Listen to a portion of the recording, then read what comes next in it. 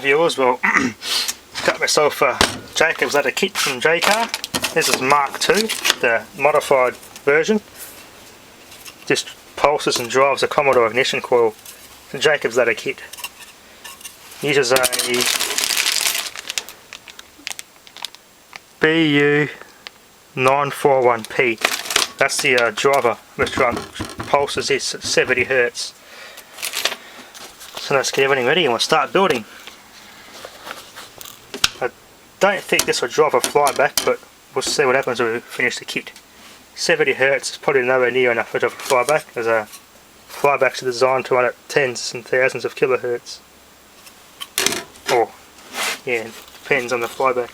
Start on the most complicated first, so the resistors. Once I get the gist of the colour codes of them, put all them on. So the first I'm going to start with this 150 ohm resistor, which goes here. So one right. So I'm going to bend my component leads and we'll install that first.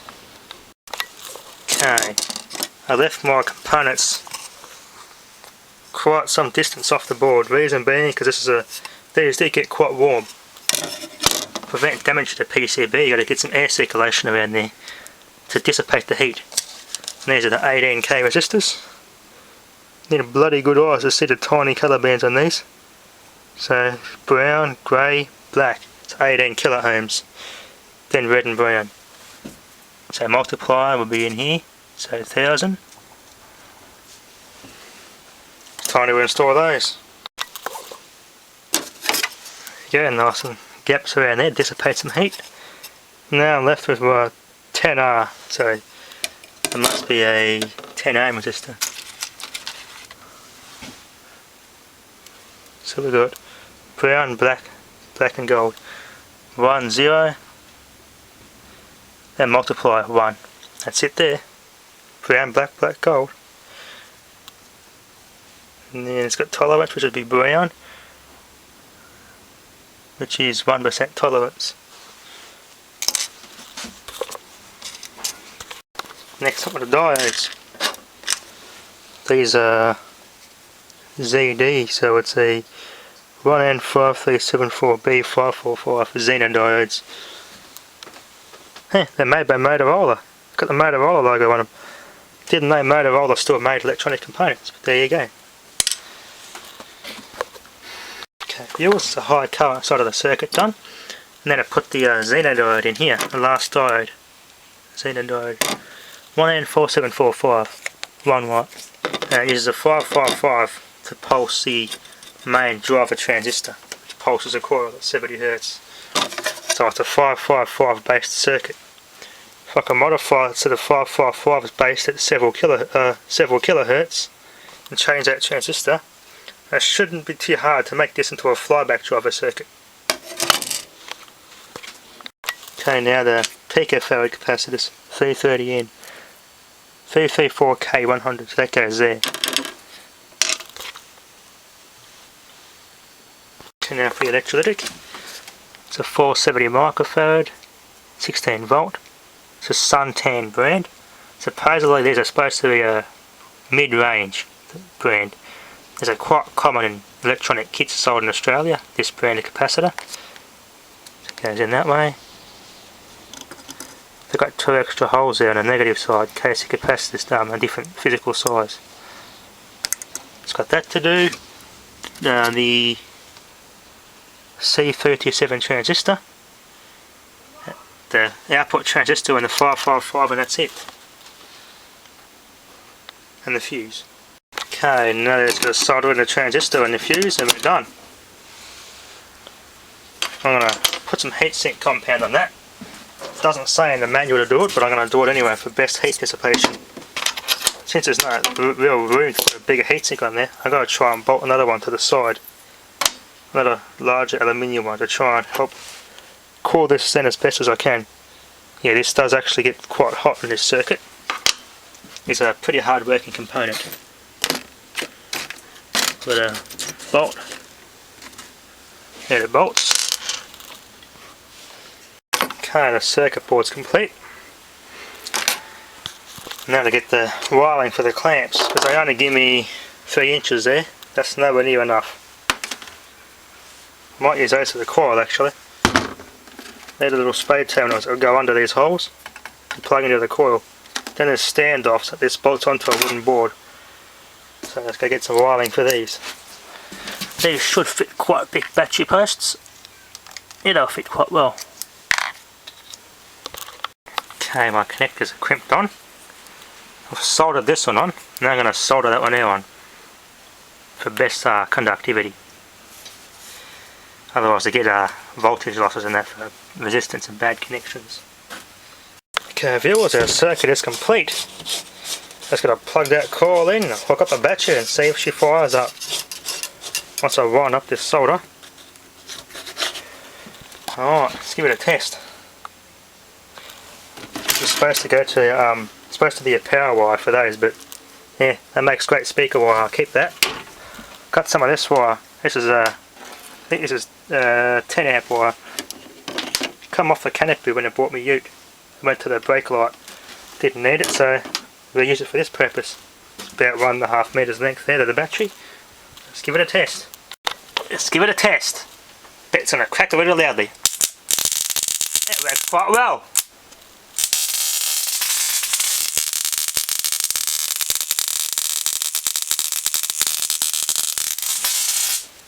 One morning I read in that book, it says this made a very common mistake.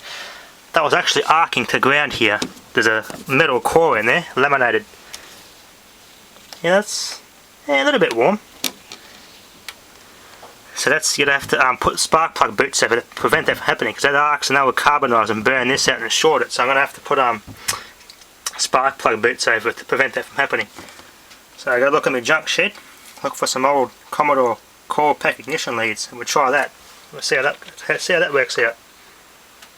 Okay, got the proper spark plug boots to protect the coil. These are just old ones off just Commodore stock ones off my ute. Let's connect it.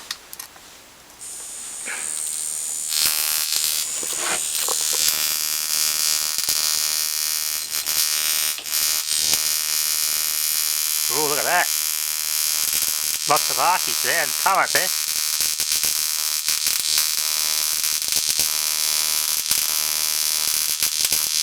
Wouldn't want to get shocked by that, it would hurt like hell.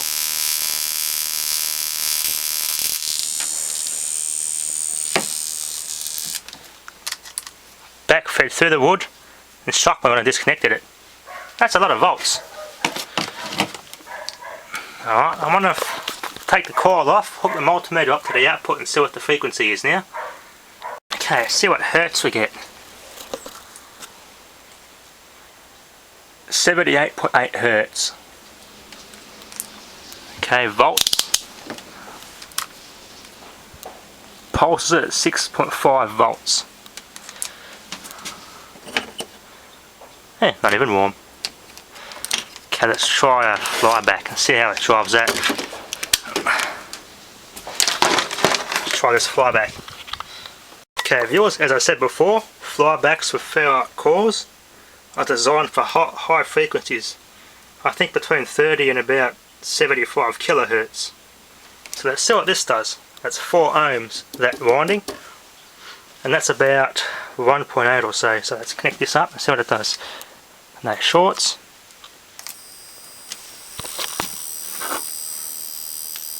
Look, little sparks.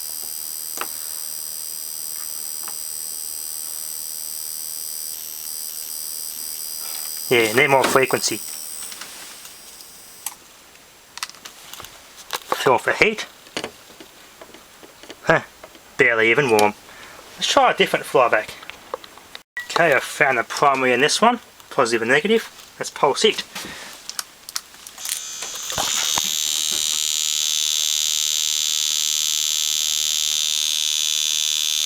Disconnect.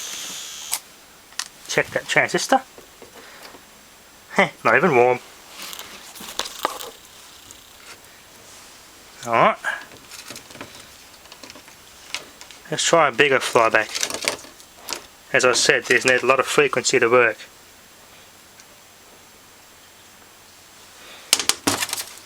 Okay, I found the primary in this one. Let's test it out.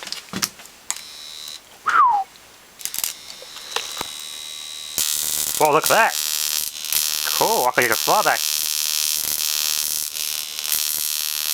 Sweet! It runs around on 75 Hertz, that one. That's a reprojection TV flyback. They're not even warm. Heatsink's working quite well actually. Cool. Let's test this little one here out.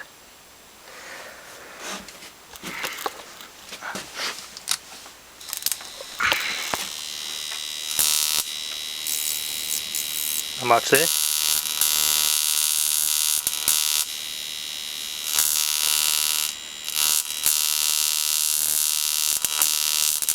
You can drive a modern flyback at 75 to 80 Hertz. There you go. Sweet! Okay, we'll do a check of that transistor. Yeah, it got a little bit warm. Not too much stress. I put a bigger heatsink on it. This resistor gets hot because that takes up most of the power instead of burning that out. That resistor's hot. Oh yeah. One thing when you're working with flybacks, discharge them when you're finished. Because they're a sort of inductor and that stores charge like a capacitor. And if you're not careful, you unplug it and think it's got nothing in it, and you touch the output and you get a shock. Let's try another flyback if I can find a primary on that one. Okay, the primary is there. It measured 1.4 ohms on this one. There's a Samsung flyback from a small 21-inch television. Relatively, I think it's one of the last ever produced. Had all the surface mount components. So I'll connect it up.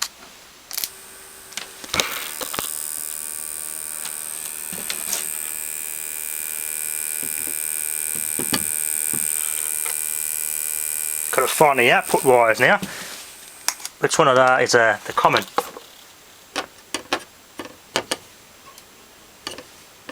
Not getting very hot at all. That's good. Cast wire up back to normal. Oh, look at that mott's arcing through there. I threw the wood in the caravan.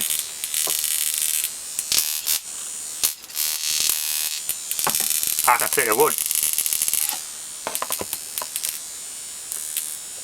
Moisture in the air. Disconnect.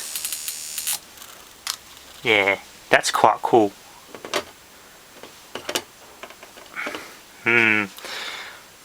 Something more interesting I can put that through. Let's see what I can find. Where's that capacitor I made a while ago? My capacitor? Interesting.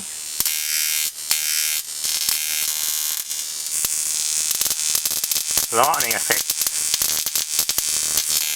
It's amazing it could do a high voltage.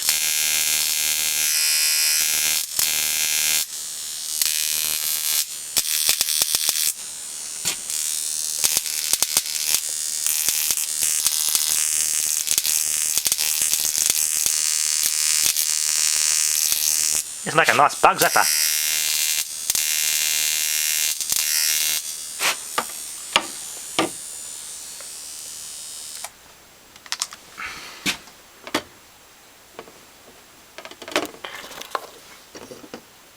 Yeah, this takes the heat more than the transistor does. It's a good thing I placed that nice and high off the PCB. That gets quite hot, that resistor. What else could I shock up? Change batteries. It doesn't pour much power. This battery recovered quite well. Let's try this weak battery. Now I've got that CD on there. Let's see what happens to that CD.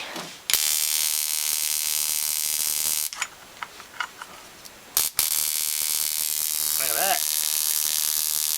Looks quite cool. Making it fly around the disc. That CD lazy.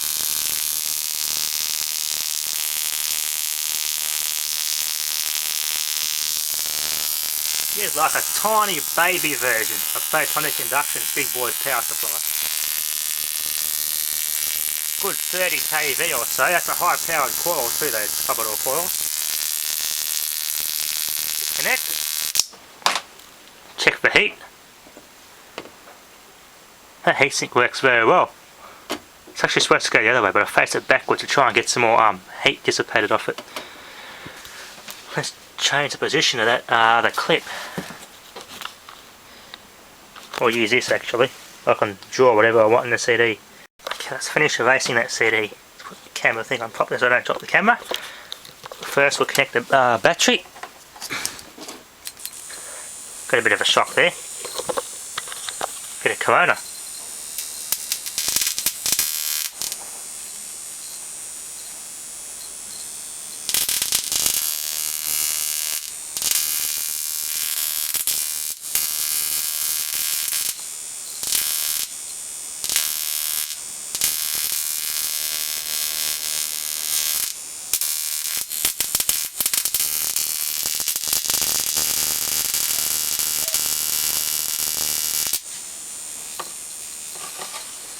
Disconnect. Get the tiniest little sensation off that.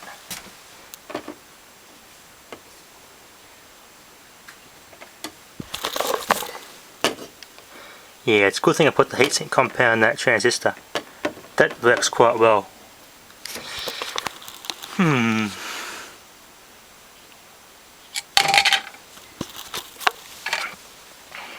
Just got to spin it on a spindle. Then make it arc like electronic induction did to erase a disc. Interesting. What else could I try? Fluorescent light tube.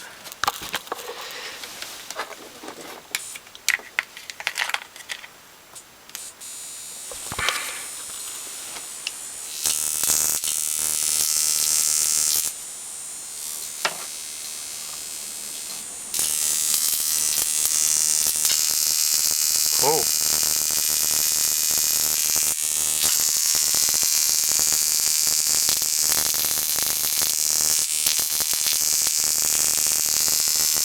Exciting the gap a tiny bit. Wonder what those MSD performance coil packs are like on this. Those red ones, MSD ones at Repco sells, they're for high performance ignition systems. So they're supposed to put out a bigger spark, so that might be interesting on this. One of those coils. What else could I try? Let's try some steel wool.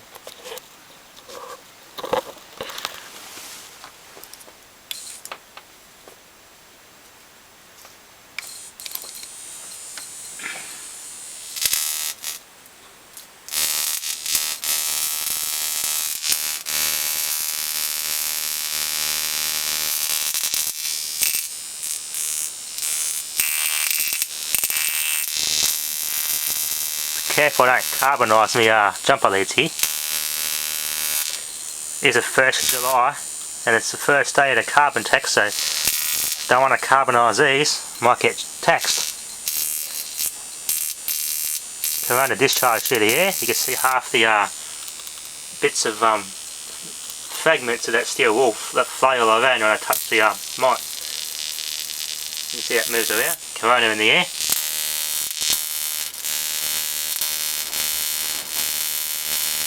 Melts a fair bit of current there. It's pretty dangerous if we get shocked by this. Just going through that wood there, through the insulation. That is. Disconnect. I got shocked through the battery.